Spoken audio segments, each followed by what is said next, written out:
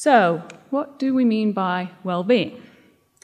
Health, happiness, a sense of achievement and contentment, a state of mind and body where people can thrive. Well-being is not something that is purely limited to people who are facing extraordinary challenges in their lifestyle, health, or personal circumstances. Everybody here has a level of well-being. Music so often forms an intuitive part of our well-being management.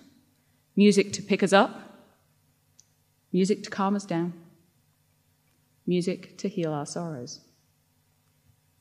Our aim, through research, is to move from this level of intuitive application of music through to informed use in our communities, to take the next step in the understanding of the power of music in human life.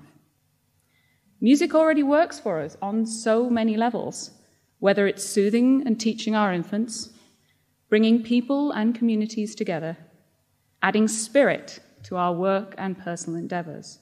But there is no reason to stop here.